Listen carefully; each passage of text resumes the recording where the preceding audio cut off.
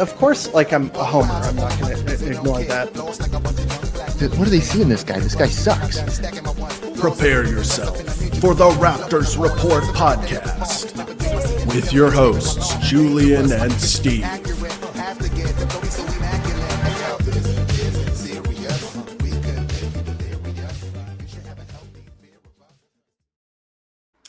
Hello and welcome back to the Raptors Report podcast. I am your host, Julian. With me, as always, my co-host, Steve.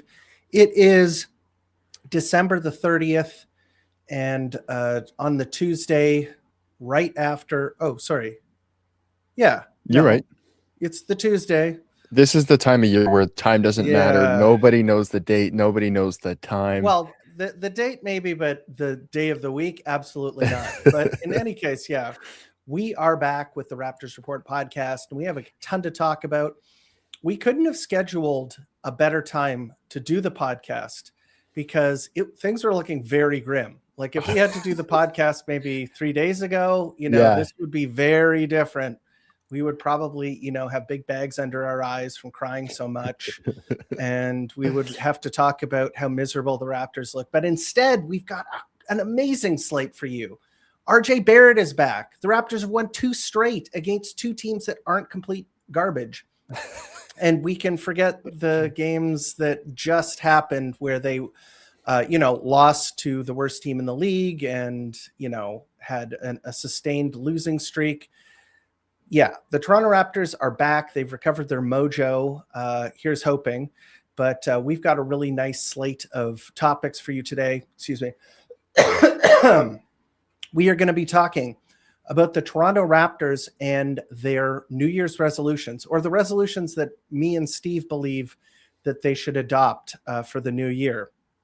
We are going to talk about the bench contributions because the bench has finally come alive. It seems like they were in stasis for the past couple of months. We were waiting for anything to happen with those guys, but they have come alive the past couple of games and things are looking a lot different. The Raptors are on a mini winning streak. We'll talk about the 2 games that we just saw and the amazing comebacks in those. We're going to peek at the upcoming schedule. We are going to talk about RJ Barrett, his return, and our impressions of his return. We are going to talk about the newest signing for the Toronto Raptors, Mo Bamba, and we will probably get to Yak's back, even though there are still question marks surrounding that. But we've got a full slate of topics. But Steve, how have your holidays been? Did you have a Merry Christmas? I really did, actually. It's been very calm, very relaxed. And these last 2 games have entirely saved my mood because I put entirely too much of myself dependent on how the team does. So those games that I'm going to pretend didn't even exist had me so down. But thankfully we're back. And what about you? How was your holidays? Yeah, ditto. I've been with the family, watching the Raptors. There are some birthdays around this time of year. There are a lot of presents.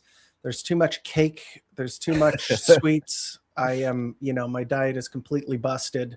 So, things are fine, but I'm right there with you. Like those games against the Wizards, especially, that game was rough. And the past 2 games have definitely made my mood quite a bit better. But yeah, I hope everybody has had a productive and fun, relaxing holiday season. And we are going to be getting into our first topic, sort of also holiday themed, depending on what you think about the new year, whether that's actually a holiday or not. But we will actually be getting into the New Year's resolutions. So we will start here, if I can figure out how to get this up on, there we go. Okay, New Year's resolutions from Raptors Report. And we'll begin with the first slide. We've started with the most important players here, or the players that are paid the most money. Let's put it that way. Scotty Barnes, Emmanuel Quickley, and Brandon Ingram. So Scotty Barnes is pretty simple. Stay motivated. I'd say that his motivation level this season compared to last season is way better. Okay. Yeah. It is so much better. He is showing up to almost every game with a desire to impact it. But I will have to say that it's not ironclad. Mm-hmm. He still seems like the effort level waxes and wanes. Like, is he going to be a dominant force on the inside? And, a lot of that has to do with matchup too. It's not just about, his whims or whatever. A lot of the time, if the other team has like a huge bruising center, it doesn't make a ton of sense to blast into the paint every time down the court. But, I would like to see him be the ultimate beast that we know he can be, because that game against the Warriors was insane. Yeah. That was like Scotty at the height of his powers kind of thing, right? You just dog on the glass. Every rebound seemed like it was his. Great. Awesome. Obviously, he's not going to be able to produce that every night, but I need like 80% of that every night and less of those like 30% effort nights where you're just watching it being like, who is this guy? That's kind of been like Scotty's thing, and why people continue to believe in him is because he can take that step. He can do these things. And that's why it's so frustrating when he doesn't, because it's like, no, man, like you're strong enough, you're talented enough, get to the net. And so, yeah, games like that, I totally agree. Stay motivated, keep the motor high, and all NBA is within sight for him if he can keep that motor up. That's in my opinion.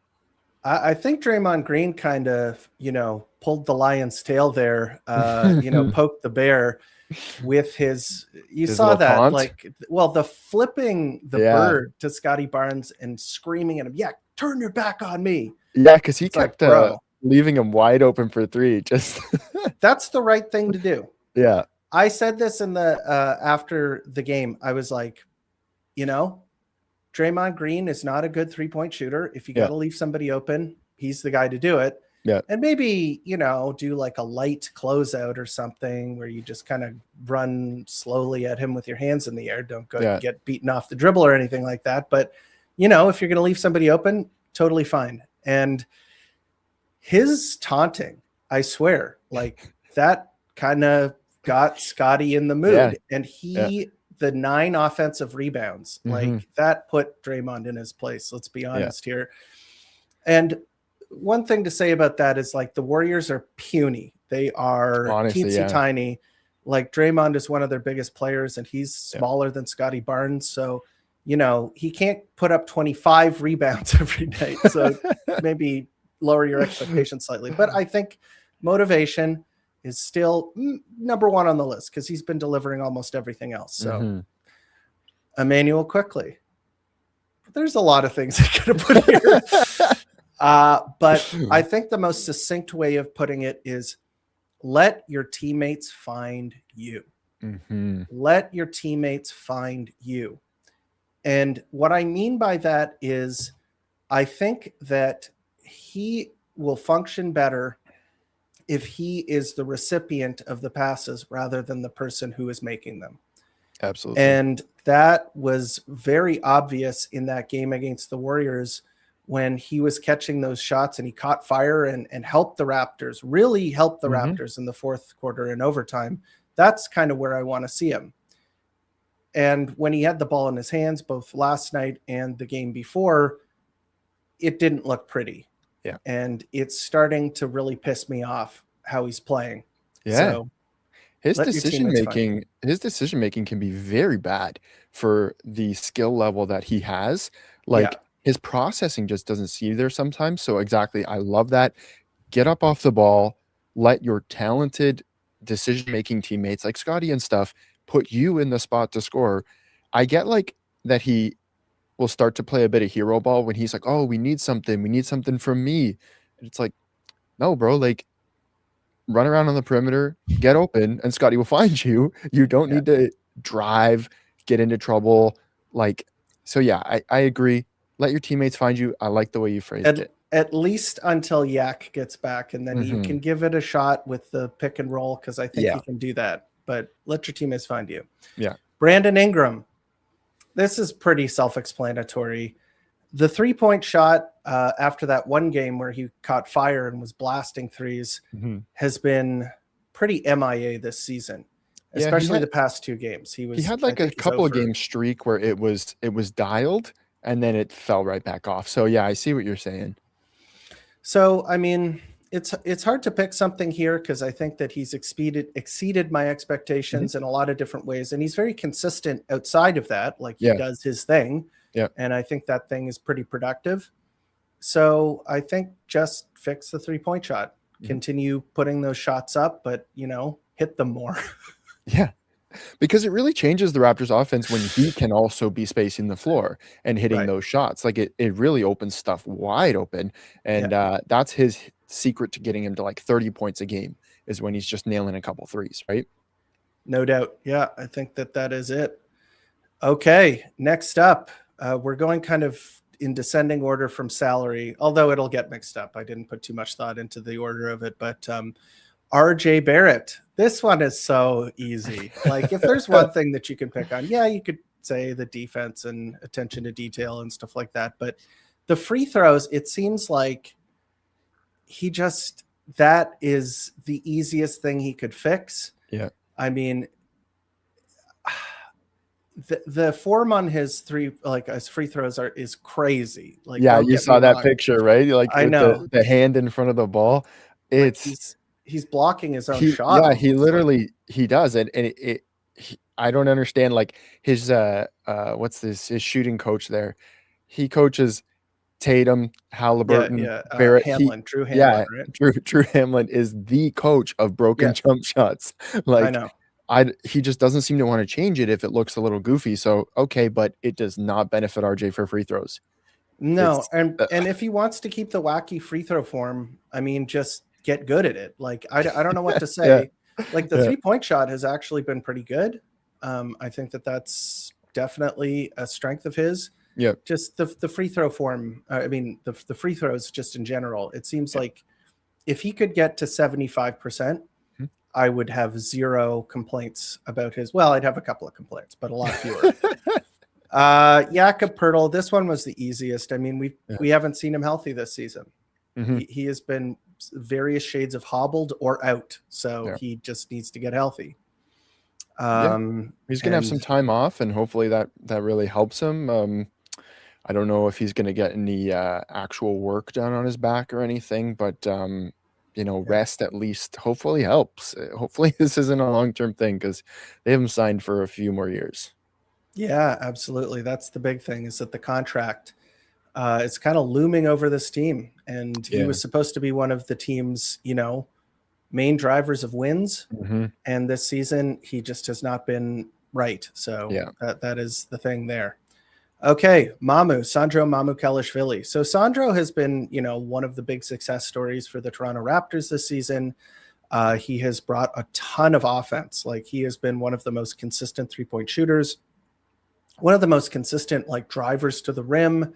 He's like a microwave kind of. You can pass him the ball, and he has the juice to kind of create. Like he can kind of create, which is really impressive for a power forward center. So there's not a ton to complain about, but what I do want to see him get better at, I think he is trying at the max in terms of what he can do on defense. Like, I don't think that he can get much better on defense. He's moving he's trying to block shots. This isn't an Aaron Baines situation where the guy just like doesn't understand he should be trying to help his teammates out. Like he's trying, but the rebounding has been disappointing. I would say, I think that can be a better rebounder than he has shown this season. And I think that he could definitely really just put more effort into that. So that's what I would say. Rebounding. Yep, I agree, because the team in general needs to fight a bit more on the glass. Like even in the game yesterday, Mo Bamba coming up with a couple blocks and just nobody rebounding at all, right? People were blaming him. I was like, what the hell are you talking about? Like the guy's blocking, the ball was bouncing outside of the paint, and they're like, why didn't he get that? It's like, well, because he's in the paint. Yeah. But okay. All right, Jamal Shed. So Jamal Shed has been another success story, especially last night. Man, he was amazing last night. And obviously he's working on a shot. His shot is the big thing that is kind of make or break for him. And he had a couple of nice layups, and like he's fast, he can get to the rim. But for smaller guards, you're never, ever, unless you're like a superstar athlete like a Ja Morant or something like that, you're never going to be able to be a good finisher at the rim. It's just, that's not how it works. Or if you're Chris Paul and you have like the max craftiness where you can score around the rim. Kyrie, right? Like Right, he's got exactly, the crazy touch and all that, but Jamal doesn't have that, right? So yeah, No. work on your floater, I think, is a really good resolution for him, because he needs to be able to stop just a bit short, float that over, and he just doesn't have that in his game right now, which goes he into gets blocked more than anybody else on the team. Yeah. Because he's small and he tries to go to the rim. Like it's valiant, but he needs that in between the kind of giant slayer. And that's really kind of the missing piece, because he is such an amazing playmaker for the Toronto Raptors. So yes. Okay, next up, Colin Murray Boyles. So I addressed this in my most recent video, but it bears repeating, is that he's a really good offensive rebounder. He's probably one of the best on the entire team. And it's kind of like he's like a little Charles Barkley-esque round mound or rebound guy who can kind of like club his way into the paint and use his great touch to grab boards. I want to see that. I want to see that on the defensive end. I want to see he averages more offensive rebounds than defensive rebounds. And right now his defensive rebounding is actually kind of poor. Yeah. So I want to see him grab those more defensive rebounds. And I think that's definitely a very doable thing for him. What do you think? Yeah, I mean, definitely. And the team needs it. Like, they desperately need the rebounding. He was, I think he was top 3 in defensive rebounds in his conference in college last year. And I think he was like top 2 in total rebounds because of those offensive rebounds. His size has never been a problem for him for grabbing rebounds. And yeah, I think he just needs to show out, because obviously he's going to have to adjust to like the NBA size and speed, everything like that. And that other night when he grabbed those, whatever was it, 8 offensive rebounds? I think it was 9, but yeah. 9. Or maybe, no, maybe I got confused with Scotty, but yeah. 8 offensive rebounds, a ton of offensive rebounds. Exactly, right? Great sign. But yeah, why can't he do that on a defensive end? He definitely can, right? And I think, potentially maybe he benefits sometimes on the offensive rebound of the Raptors taking weird like early clock threes and stuff where things aren't set, and maybe the way that the Raptors are defending isn't allowing for such kind of opportunity on the defensive end. But the team needs it. The team desperately needs him to him, Scotty, Sandro, these guys battling, because now they have Mo Bamba, great, but Mo's not like an elite rebounder. So they'll need the rebounding from these guys. So I agree with that. Yeah, and I don't know how much Mo Bamba is going to play. If it's like last night, he might not play too much. I think he's just getting acclimated. They might give him some more minutes in the coming games, but maybe they just signed him a break in case of emergency kind of deal, like if they're getting absolutely schooled on the inside and otherwise they're just not going to play him. So it might just fall to Colin Murray Boyles like it was last night when he and Scotty and Ingram were kind of like center by committee. Yeah. So he's gotta hit the boards on the defensive end a little bit more. Speaking of hitting things, Jacoby Walter's got to hit the squat rack. I mentioned both of this in these guys in my video today, but the Jacoby Walter issues are that he is getting bumped off his spot by larger ball handlers. And I really think that it's just about core strength and lower body strength.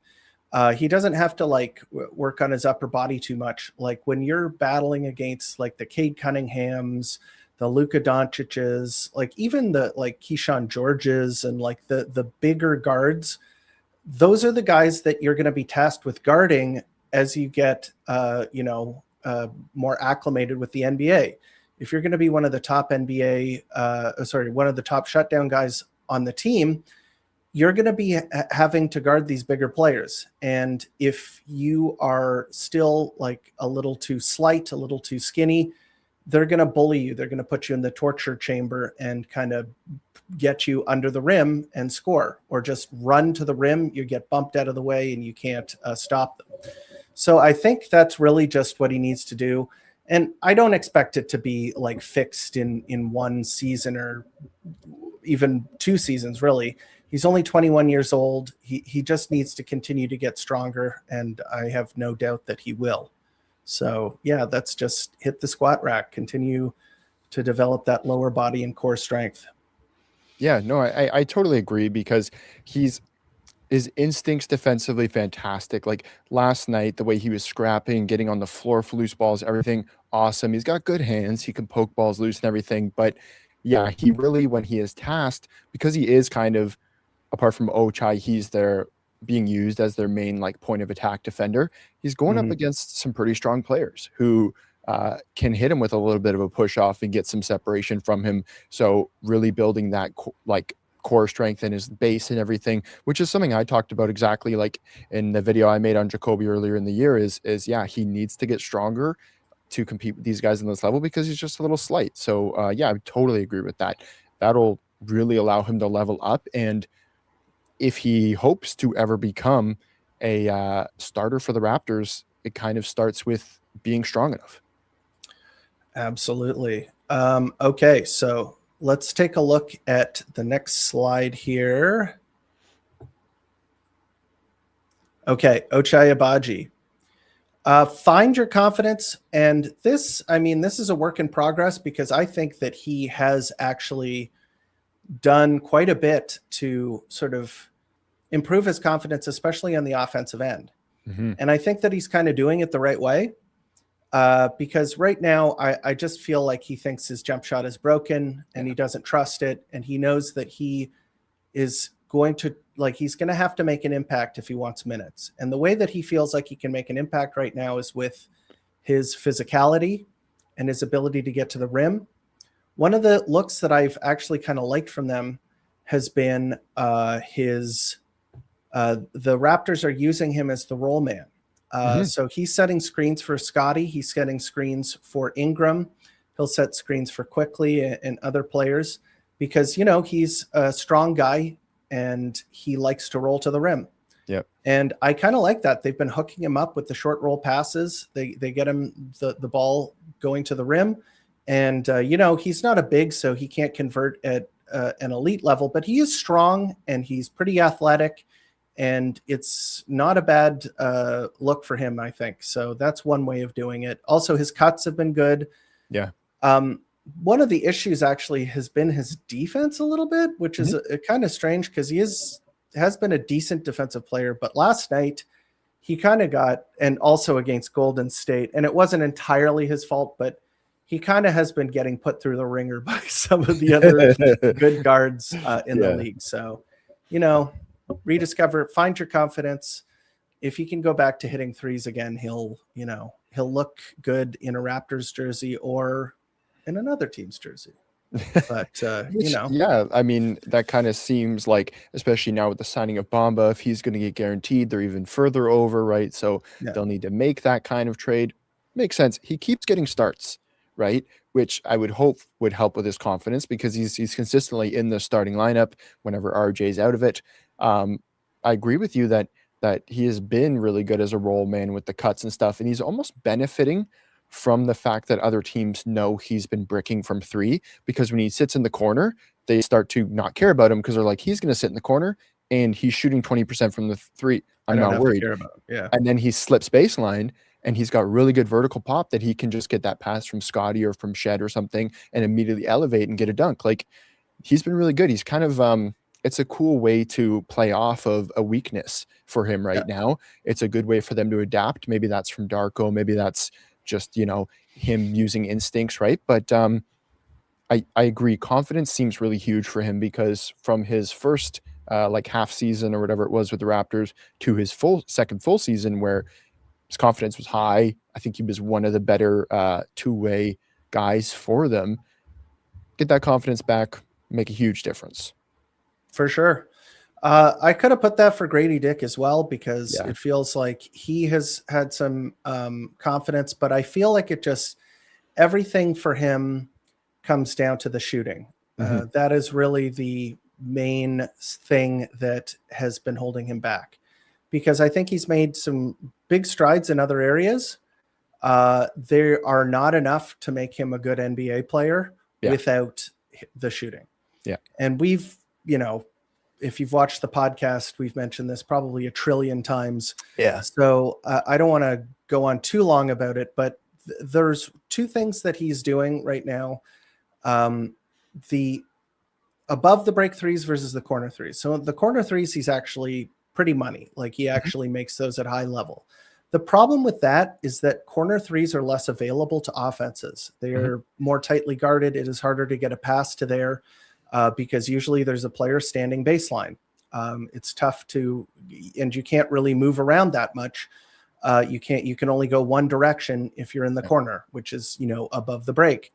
So above the break shots are easier to get. And as a result, more teams shoot them more often.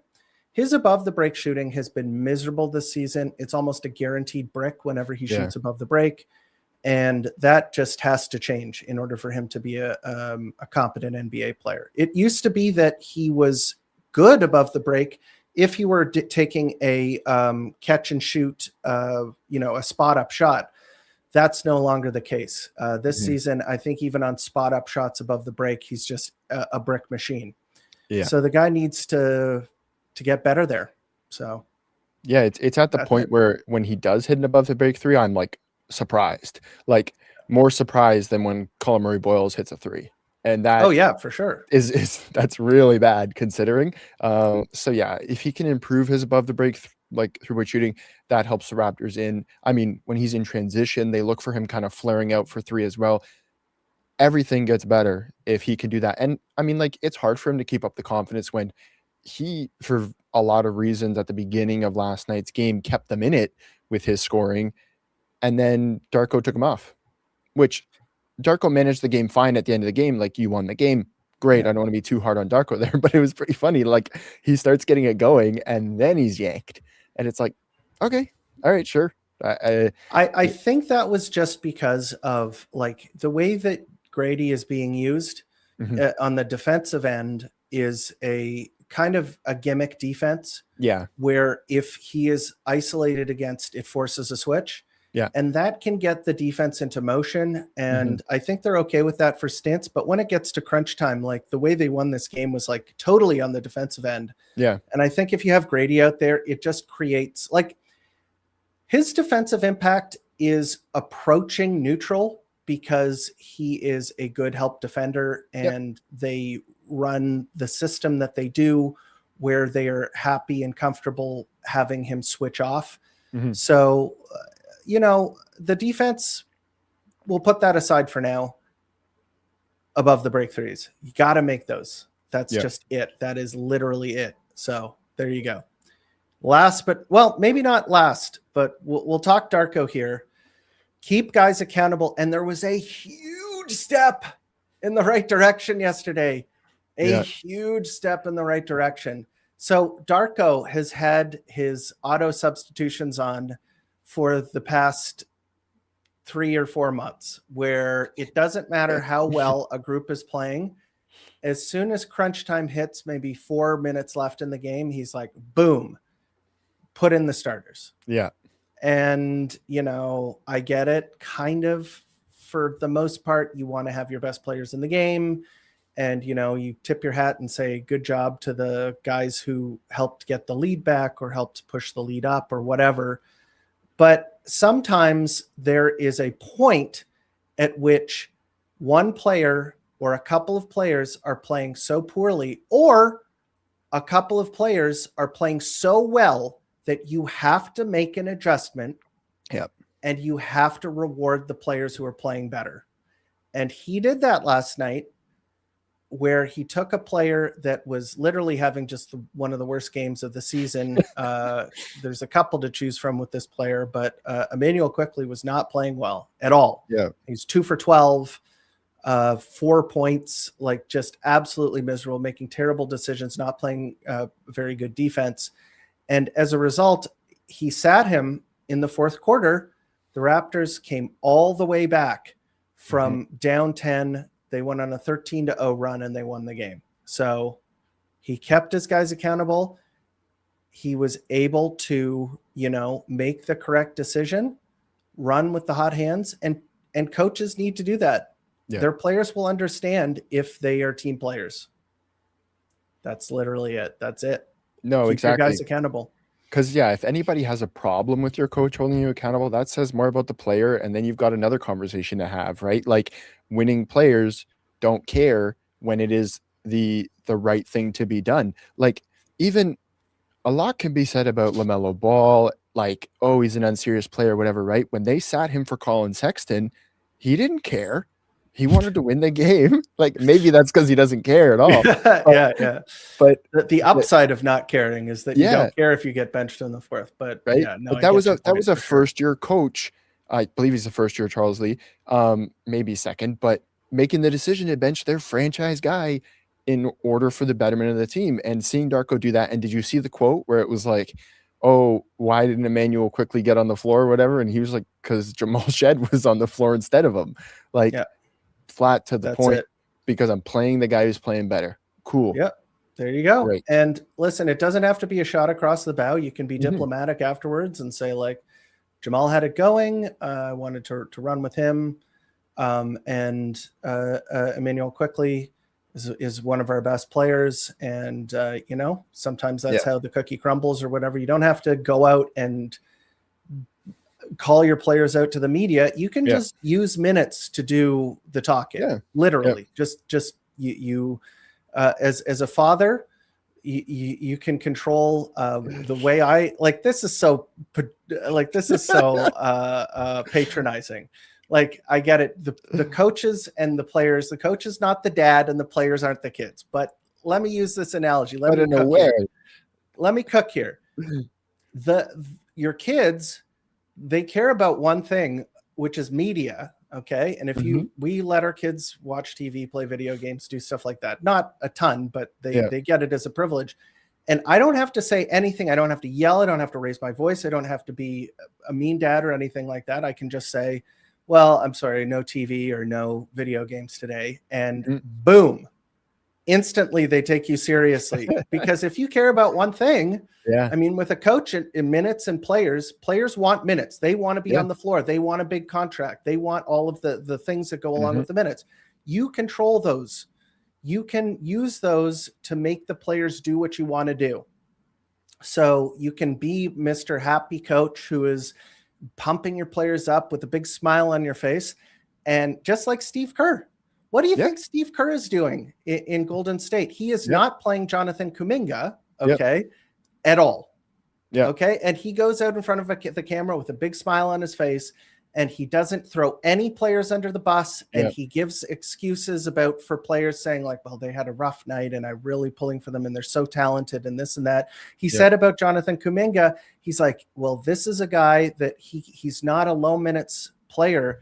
He needs to get into a rhythm. And, right now it's not the best time. You can say whatever the hell you want to after that, but you can use the minutes to motivate and get players to do what you want to. And that's what he's got to do. Yeah. And that's the way to not lose some of the mistakes that Nick Nurse made, where he would lose the locker room, is he would go out there and embarrass a player and say, well, I mean, he's not making his shots, then he sucks, blah, blah, blah. And it's like, if you go too hard on them, you publicly embarrass them. Their agents care. They care. Can't do that. I agree. Let the minutes do the talking and keep guys accountable. That's all I've ever wanted from Darko. And I think everybody gets frustrated when you lose a game like to the Wizards, or you lose a game like that. And then Darko comes out there, just like, well, they just played better than us. Blah, blah. It's like, you want more, you don't want nothing like how JJ Redick was saying, it's going to be a really hard practice for them and all that. So unserious. Right. And then DeAndre Ayton comes out the next day and goes, y'all bought into that? Yeah. You believe that? That is just like, no. Right? The players are going to call your bluff for sure. Especially guys who just DGAF. Okay. All right. So those and there was one more, but we didn't make a graphic for it. And it was for Bobby Webster, and the New Year's resolution was call the Sacramento Kings every day.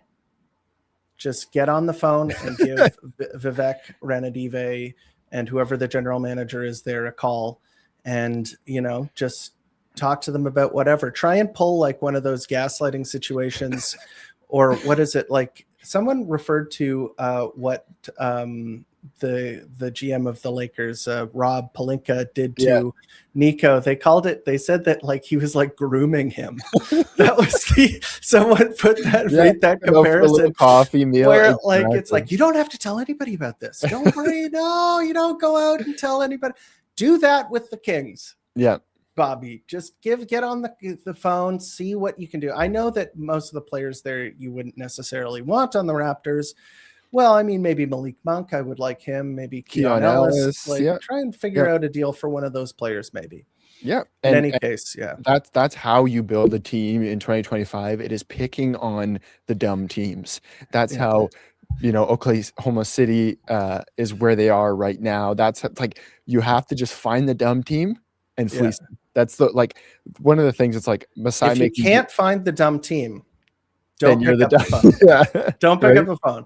Which one's the dumb team? I don't know. It's like, just leave the phone on the hook. See what happens. Just collect draft picks and make draft picks. Yeah, but Masai making deals with the Spurs and all that. It's like, they're not a dumb team, man. You're looking at the wrong team. And then we made a great deal with the Kings. And you got that pick, and now we have Jamal Shed, right? And you got rid of Joe McDaniels, right? So exactly. Okay, so next up, let's talk about the bench. I am super. Oh, I think here we go. The bench has been a disaster for the Toronto Raptors. Outside of Mamu and Jamal Shed, those two, and Mamu has been pressed into starting quite a bit this season. With the absence of Jakob Poeltl. So even he has not been a reliable bench piece because he hasn't been on the bench very often. Jamal Shed has really been the only guy that has been a productive player off of the bench. And even he has flaws. Even he has issues because he is not a great scorer. And a lot of the time, that is what the Raptors are desperately in need of off of the bench. So even though he is a good player, I love that guy, sometimes he is not the medicine that the Raptors need in that given moment.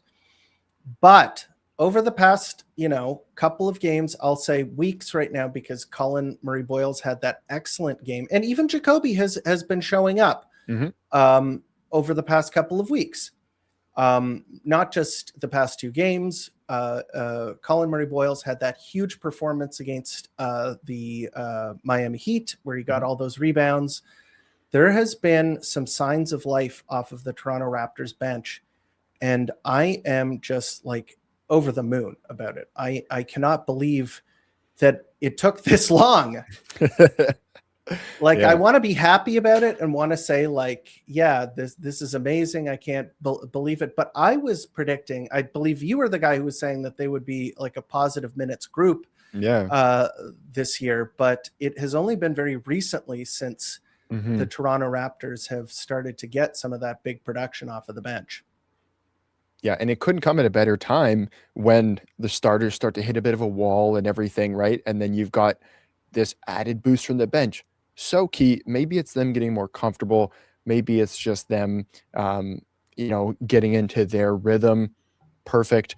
But yeah, getting contributions from Jamal Shed is slowly becoming, and he's getting recognition around the league for it. I've been seeing people dropping think pieces about Jamal Shed, which was didn't expect that before the season, because I thought that there would even be a competition between him and Chucky Hepburn, because I wasn't seeing it offensively there for Shed yet.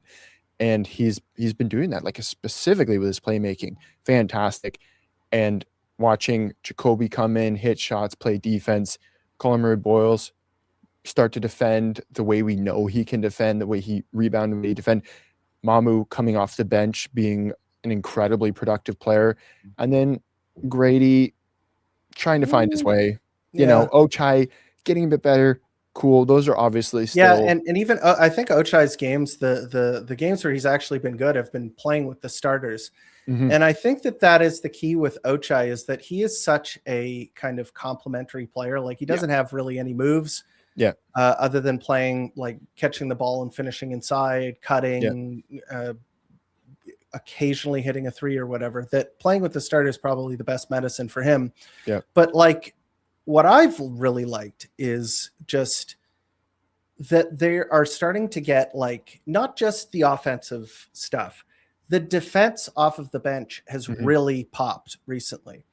Like obviously against the Golden State Warriors and against the Magic, the defense from the bench was like nothing short of just like unbelievable. Yeah. Like when you have Jacoby Walter come in and just like completely flip the game on its head and like get up into people and like the full court press, like when they break that out, like they were down pretty significantly against the Warriors and against the Magic. And when you're down that much, you got to crank the variance up. You got to do something wacky. You got to do something like desperate. Like it's like pulling the goalie in hockey. You know what I mean? Like you got to crank that variance up. You can't just sit back and play normal. You got to go and get out into people. And Jacoby Walter is the kind of guy that can kind of flip a game on its head like that. Yeah. Where his defense and his aggression and his sort of, instincts and intelligence on the defensive end can really take a game and turn it in the other direction. And that is exactly what happened against the Golden State Warriors, exactly what happened against the Orlando Magic. Maybe we can just kind of blend this in with the mini win streak that we're talking about here. So like, we'll talk about like, there was only like a black mark here. There was the Miami Heat game where they won in a convincing fashion. Yeah. It was the second time they beaten them this season, and they dominated them pretty much both games. So that was like riding high. Then they go into Washington. They lose the worst game of the season against the worst team in the entire league. Everybody like get blown out too. Like this was not even a close game. This was like a disgusting effort. Like everybody looked like garbage. And, just put everybody who were like maybe riding high off of that Miami game right back into the dumpster. Like you get those expectations, get them out of here. Yeah. And then, right after that, the Golden State Warriors game, it really felt like they had something there at the beginning of the game. RJ was there. He came out, gave them a burst of energy in the first quarter. Then they fell back into the bad habits and quickly was making dumb decisions. And, they weren't hitting their shots, and Ingram was having a bad game. Quickly was having a bad game. And then the third quarter rolls around. I mean, Scotty was pretty good for most of the night, but the third and fourth quarter, when they flipped the switch, that gave me hope. As a Raptors fan, that went from like, what is this team? Is this team even like, what should they be doing this? Do they season? care at all? They seem so flat, so apathetic, everything. But flipping that switch to decide to win the game. Like that's what it was. It was the decision to win the game. Exactly. The same way after halftime against the Magic, they decided that no, we're not going out like this actually. And the bench is a huge reason for that coming in. Like we talked about it preseason and kind of our expectations after what we saw at Summer League, right? Where we're like, this bench is like an alternate identity that can come in. And the starters give you this, but then the bench comes in and completely switches the way the game is going, because they're going to come in like it's like releasing a pack of dogs, right? And it's like, now mouse in the house, scramble, full court press, everything. And we're finally seeing that. Hopefully it keeps up. But exactly. Like it's the energy burst. Exactly. It feels like the Raptors were in cardiac arrest on the operating table, and like they're more like the offense was just slogging through. It just looked sloppy and low energy and nobody. Then the bench came in with their kind of just unbelievable, just joie de vivre, like that energy just pumped into the team, and they blasted both the Warriors and the Magic. What I loved against the Warriors is, Jamal Shed took that offensive foul, and that gave the Raptors an opportunity to win the game. And obviously Darko needs to trust his, playmaking a little bit more instead of just dumping it to Ingram every time. It went to overtime. And I think in the back of every Raptors fan's mind, they were like, Curry's going to get scorching hot. The Raptors aren't going to went on this miracle run and things will fall apart in overtime. And they came out and blew the Warriors away. Yeah. It was not even close. Like if you look at the score, you wouldn't have been able to tell that it went into overtime if it didn't have the little OT next to the score, because it was that big of a gap in overtime. They came out and just threw the first punch and just kept going. It was like a knockout. And then against the Magic, like that fourth quarter was electric. I was like standing for the entire fourth quarter, or at least, the last 5 minutes of the fourth quarter. They held them scoreless for like 6-7 minutes, just like it was like 5 minutes, 5.5 minutes. Yeah. That got my heart pumping. That was so sick. And then to win, like, of course you would have liked it if Brandon Ingram hit the shot and they go up 3 or go up 4 or whatever. Or if Colin hit his free throws. Yeah, let's not be too rough on the guy. We can go after the 7th, 8th year player or whatever it is, but leave the rookie alone. The thing is though, I think it's very apropos. I think it was very fitting that the Raptors won the game on defense in that game. Yeah. They're up by 1. I think every fan in the building was wearing like a Depends for that moment. Because like I was going, I don't know. I can't find the right analogy here, but I was probably going to cry if they lost that game after that effort. But like, they won by holding PB No J to the best slander nickname in the league. I know, that's pretty by good. far. Yeah. And I was like, my biggest fear was that it would get in the hands of Desmond Bane, because he's already hit like 2 or 3 game-winning shots. He was injured at the end of the, or something. So he had to leave. Yeah. Or Anthony Black too. Anthony Black was hot, right? But they just ran it for Paolo for a 3 up 1. Pretty crazy to do. Sure. But yeah, I mean, we complain about Darko, Mose, Mose is not an offense.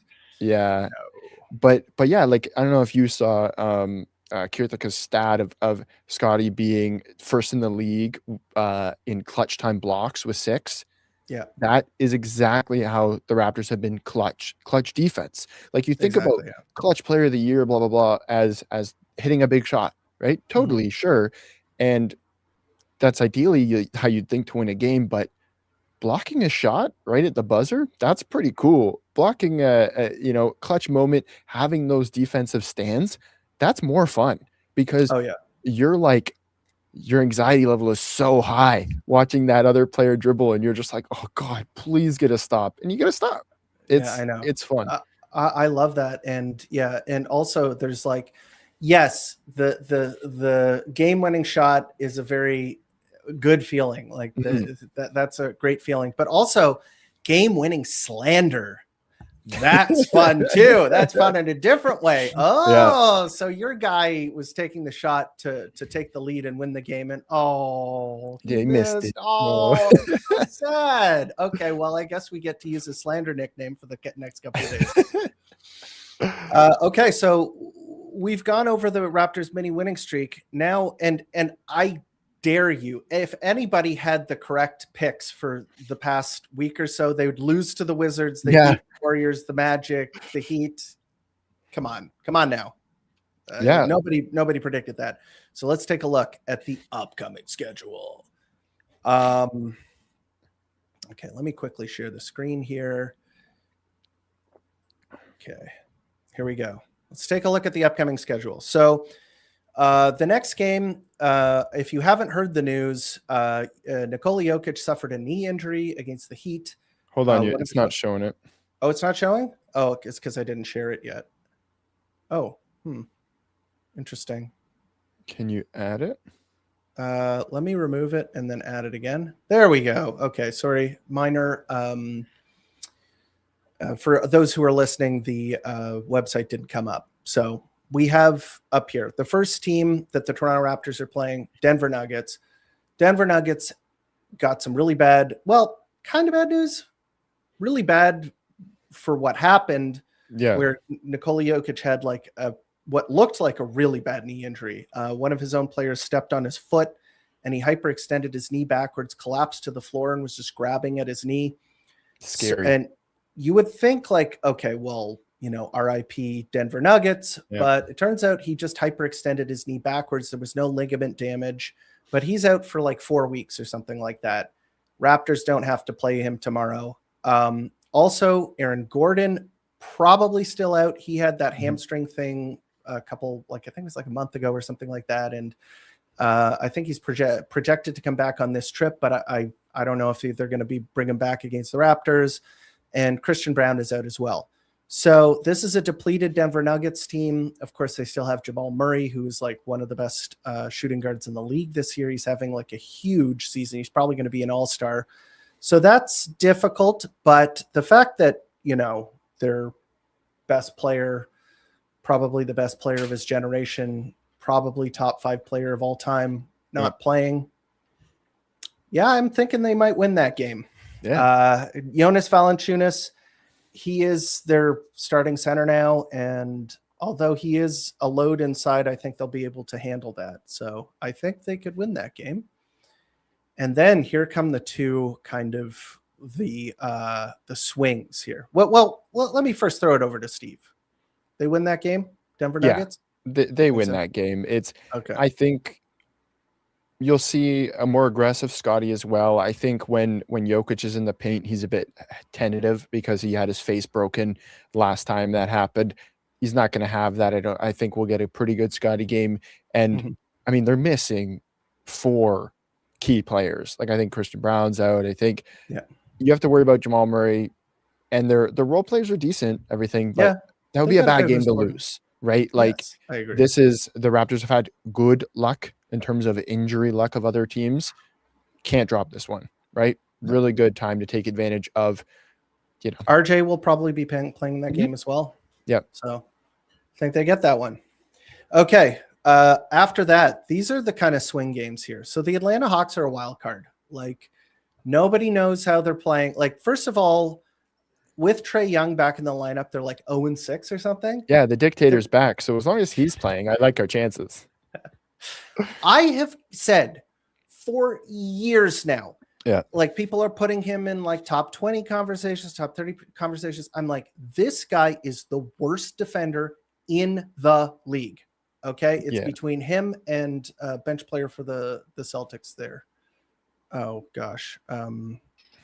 They just traded for him on the Anthony Simons. Anthony Simons. Those two players are the worst defenders in the entire league. Don't play a lick of defense. I'd say Trae Young is worse because he's smaller. Yeah. So I hope they win those games. It's a back-to-back 2 home games. I want them to get at least one of those games. If they drop both of those games, I'm going to be pissed. If they win one game, lose one game, I'll still be a little pissed, but I'll get over it. If they win both games, I'll just, be 7 out of 10 happy because the Hawks have been pretty miserable with Trae Young. Yeah. And that kind of begs the question. Do you do Emmanuel quickly for Trae Young? I'm so off quickly that I think about it, right? But the contract situation, let me just quickly I like Trae Young's playmaking and passing ability. I think that Scotty would eat off of it. I think that would be pretty good. I think he could have, assuming Yak gets healthy, I think he'd have some good pick and roll play with Yak. I would prefer, if you get Trae Young, I'd also like to get Daniel Gafford because it's so much better when you pair him with a lob threat, right? Him and Clint Capella were great for time together. Yeah. Cool.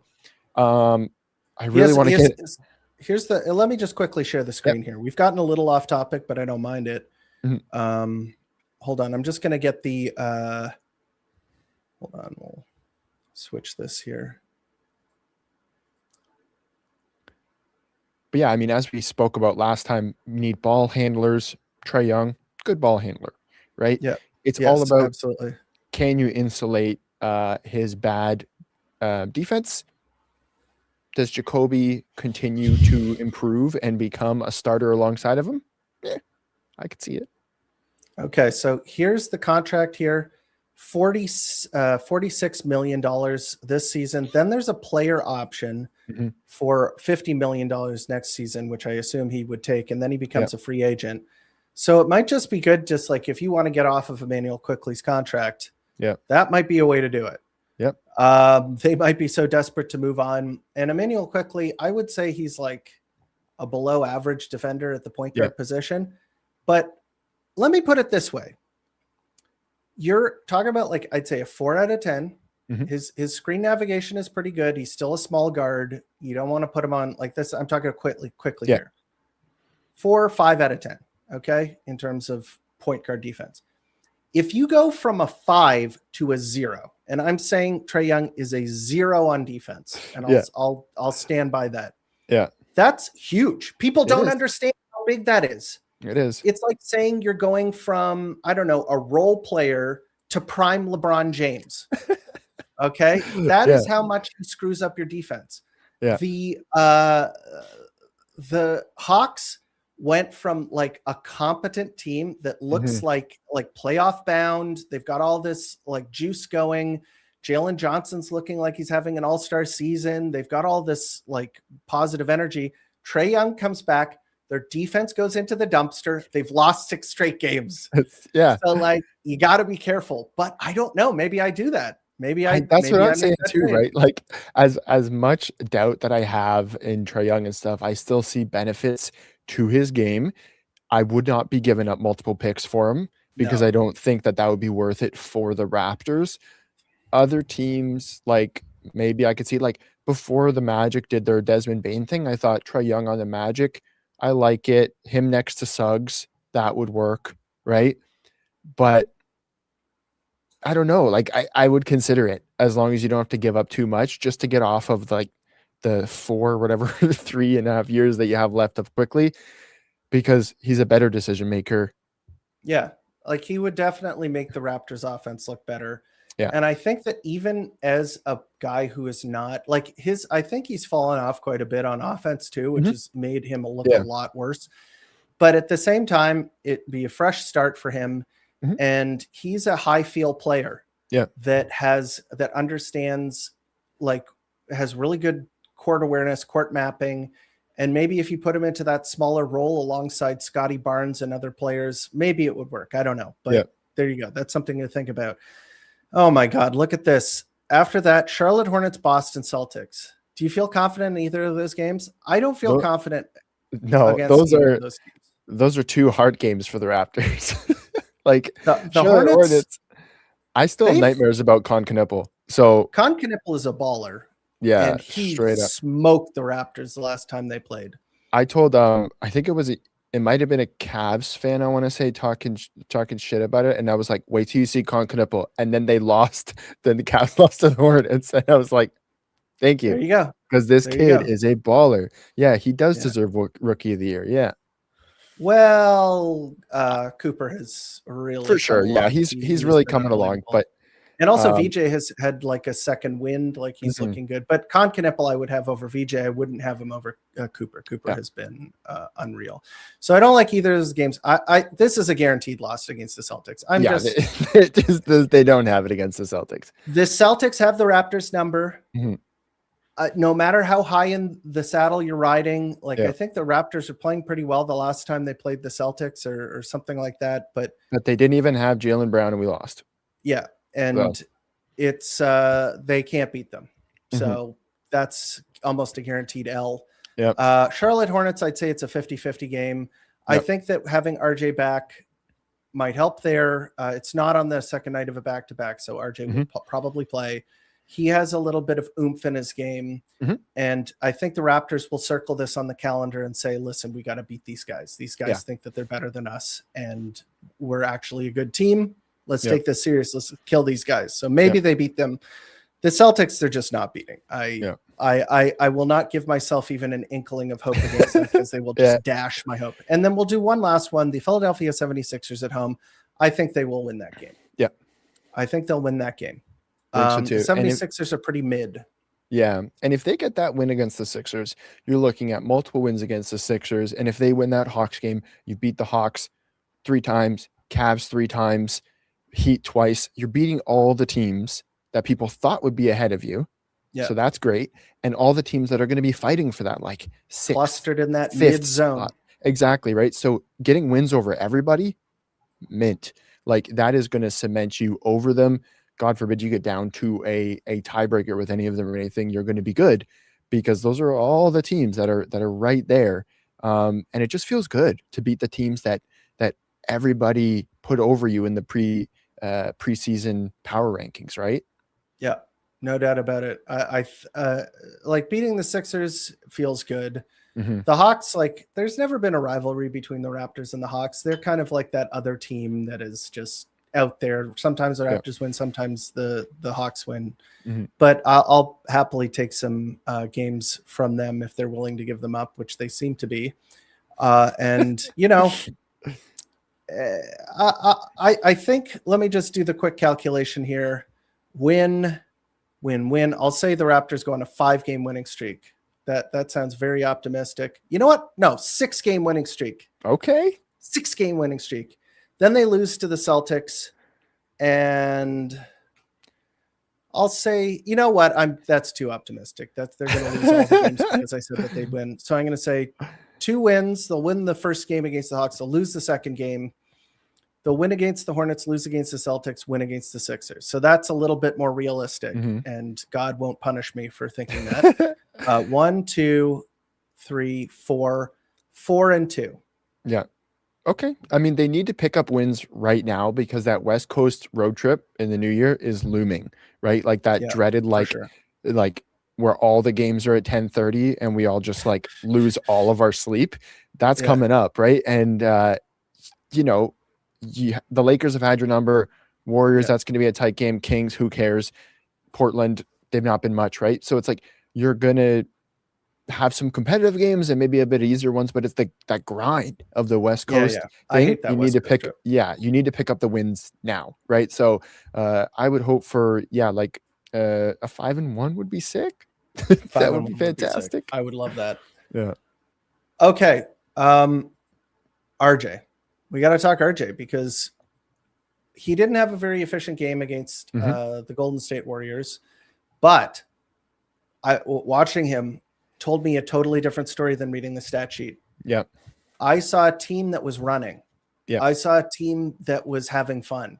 Yeah. I saw a team that was free and easy. I saw Scotty Barnes rolling to the rim and RJ hooking him up with a nice bounce pass. I saw like he has a really positive energy, and you can tell that, like, you listen to him in an interview, you watch him on the court. He has seems like a very cheerful individual who has like a really pleasant disposition, and I think a lot of players like to play with him. And more than that, he gives the team certain things, like a lot of things that they need, that I think a lot of people underrated, including myself. Like, I didn't think that he was that important for the Raptors, but I think he is now. He's a guy who's never going to stop pulling on the rope, and that like draws everybody else around him to do the exact same. When things aren't going so well, aren't going so perfect, he's going to keep driving the ball. He's going to keep punching it inside. He's going to, and that's really key for when the Raptors are hitting a wall, right? So his return, very welcome. He is not the cure-all that we were joking that he is the MVP and that we're going to go on a huge winning streak after he comes back. But imagine that they did win the next 5. His agent be ready to sign the contract right there, right? Yeah. You go out of the lineup, boom, team starts to suck, come back, another win streak. Huge. Yeah. And also another thing, he gets the ball out of Quickly's hands more. Yeah. And if let's say there's a person who isn't a good ball handler and, believes that they deserve to have the ball in their hands a lot, like Quickly, giving another talented player who also requires the ball, it'll make that other player feel like maybe they don't want to give up the rock to a guy who like Jacoby Walter or a role player like Ochai Agbaji or someone like that. But he'll probably give the rock to RJ, his best friend, for it. Yeah, exactly. Yeah. And just like cutting down on the on-ball reps with Emmanuel Quickly made him look better. It made him look better. Yeah. So I think that's going to be a big thing. And I'm excited to see what the team does with RJ back in the lineup. Yeah. And I think he has been more important to the Raptors' success than I think a lot of people gave him credit for. Mhm. I think the shoe is a bit on the other foot, though. Like, as you said, like people didn't give him any credit. So now they're over giving him credit and they're Yes. like, he's going to fix everything. Yeah. I'm doing a Donald Trump impersonation for some reason. He's going to fix everything. This guy is the truth. gonna He's be amazing. Great. Yeah. But yeah, I'm excited. I'm pumped to see him back. Yeah. So there we go. Okay. Let's get to, because we're already over an hour. That's fine. I like doing a little extra content for y'all. Let's talk about Mo Bamba. I was pretty harsh on Mo Bamba when I did the episode about him, but I kind of stand by those, although he did have a pretty good first game with the Toronto Raptors in limited minutes. Yeah. He did pick up a ton of fouls and then had to sit for the rest of the game. And they were saying on the broadcast, it's like he had 3 blocks. Mhm. And maybe he did, but I looked at the stat sheet after the game and he was credited for 1 block. No, they took them away. I don't know. I saw 3. Yeah, it said it Okay. on the broadcast, and I was like, I don't remember seeing those. I remember 1 like really big block, but then I didn't see the others. And yeah, I just looked at the ESPN score sheet, and he was credited for 1 block. Okay, fair enough. 4 minutes, 1 block. That's still pretty good. And the thing is that he was standing in the paint where he should be. And putting his arms up, and that is what he should do. One of the things that I saw, they didn't rebound very well when he was in the game. There were guys who were like, this guy can't rebound. What the hell is going on? There's like the other team, the Magic got like 4 offensive rebounds. It's like, dog, all of the rebounds were outside of the paint. They weren't even close to the guy. Yeah. The rest of the team let him down. Yeah. So I don't buy that. I think that he is a pretty good defensive rebounder. Like, obviously, he's standing on the perimeter shooting 3-point shots. So I don't think he's a great offensive rebounder because he's not in position a lot. But the guy is a massive man. Yep. All he has to do is just stand in the paint and go like that, and the ball will get to his hands first. So, and that's all we asked for. We were like, get us somebody 7 feet, and it cost them nothing, right? So I'm all for it. And it's like you get a guy who was drafted high, who cares? He punked you in the G League. Yes. So that apparently got him his contract because they started talking to him right after. Cool. He can hit threes.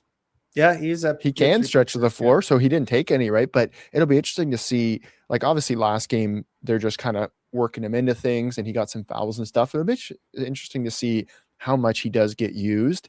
It does signify that Yak is going to be a minute to recover. And it's like, I mean, his contract doesn't guarantee until the 10th of January, I think. So they still have a bit of flexibility with it. It's kind of a tryout. Yeah. Cool. I'm all for it. Like, I'm happy that something happened, that they did something, because we're just sitting here going, Bobby, hello. Like, what do you mean you want Scotty Barnes to be your center and Colin Murray-Boyles to be your center? And like, look what's happening. You're getting punked by Nemayash Keita like crazy, right? So they threw the fan base a bone here, like a 7-foot bone with a 7'10" arm length. Yeah. I'm kind of low on him in terms of like his processing and like how motivated he is and stuff like that. But you know, they got him for free basically. Exactly. Let's give it a shot. Let's test it out. I mean, the Toronto Raptors did this last season with Orlando Robinson and Colin Castleton. Yep. And they just played a ton of minutes for them. And, you know, it's honestly like, it doesn't look pretty, but sometimes it's just better than not having a center. Yeah, exactly. It's like having like a bad slice of pizza. It's still pizza. It's not great, but it's still pizza, and it's better than not eating anything, right? Yeah. So we'll give it a shot. Mo Bamba, I'm not super high on. I'll just put that out there.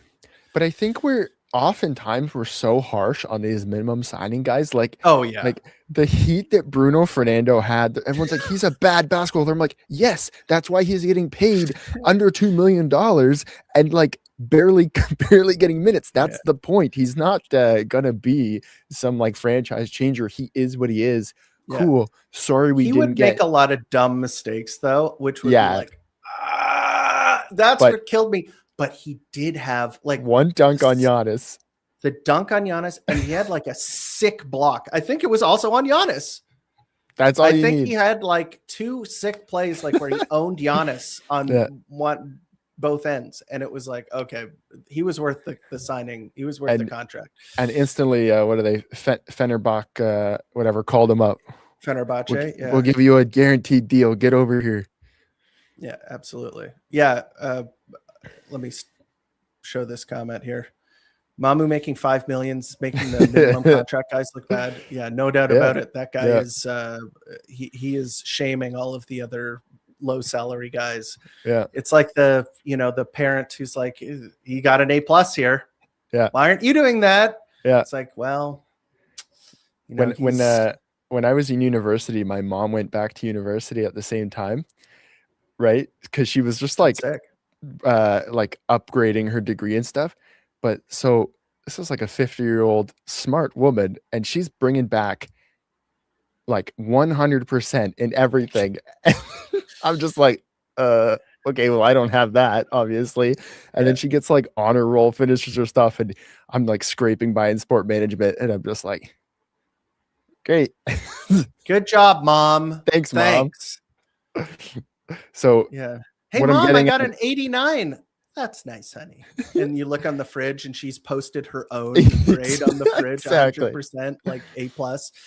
Yeah. So Sandro Mamakelish really is our mother. Yeah, exactly. To the minimum signing guys. Mama Kelishvili. That's right. Okay. Last on the docket here. We don't really have any information, so we'll just talk about this for 2 seconds. Yak's back is still very up in the air. So I want to address one thing, because you said it, and I might have a small bone to pick there. I think that they would have made this contract, the signing for Mo Bamba, even if Yak was still like coming back in like a week or so. I think they realized that they need like an insurance policy. Right. And this is the signing I think that they can make prior to the free agency period where they can ship players out or whatever. So I think that just the timing of it, I think they might have signed him anyway. Right. But yeah, I get a bad feeling. Like Darko gave that quote, which was like, this sounds fishy. He goes like, oh, no one is going to be talking about this in a month or so. This will be yesterday's news. He'll come back. It's like, what's going on? Yeah. Where is he? Why is he not in uniform for any of the games? Why is he just sitting on the bench? Where's the press update? When they first gave that, like all the media guys like S and Blake Murphy and everyone put out like, there will be an update about Yak tomorrow. And I was like, is he dead? Like, and there was, where's the update? Yeah. Right. Where is it? It does. Yeah. They were just, a couple weeks. It's like, yeah, it is.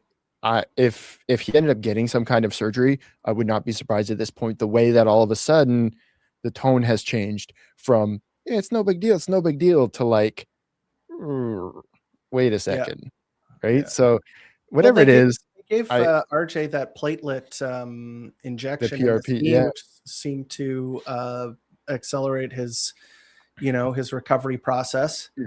I don't know if there's a similar thing for a back, but they should be trying everything. Back transplant, maybe. Yeah, I'll give him mine. It'll be a little small, but if he came back and like his back was like a different like race, like he was black on the back and like when that sometimes happens in 2K, you glitch and like your arms turn black compared to your body, right? Like that happens. If Yak ends up with that. Yeah, exactly. That would be pretty funny. Like, what's going on here? Yeah. Anyway, any case, hopefully he's back soon, but I'm not holding my breath. I think that this might be a longer recovery period than they're letting on. So, and it's always good to set the bar low. Always good to set the bar low, because then you can't be disappointed. So maybe he's retiring. Okay. In any case, that's the episode, folks. Thank you for tuning in. Here's to a very pleasant 2026. Hope you all have a very fun New Year's Eve. Don't drink too much. Okay. It's always good to, get home safe. And hopefully the Raptors can continue to win games. I am cautiously optimistic about this coming 2026. And here's hoping that in 2026, the Raptors break their playoff drought and they're able to get back to that. Steve at Raptors Shack on Twitter and on YouTube. Yep. Sign on up everything. to his channel. Yep. Yeah, on everything. Obviously, sign up for Raptors Report on YouTube if you haven't already. If you're watching this on Twitter or on Spotify, where we are now uploading our episodes to Spotify. So if you tuned it at the end of this or something like that, or you want to listen to it again, it will be on Spotify tomorrow morning. And as always, thank you guys for tuning in to Raptors Report, your source for in-depth Raptors content. Cheers. Thanks.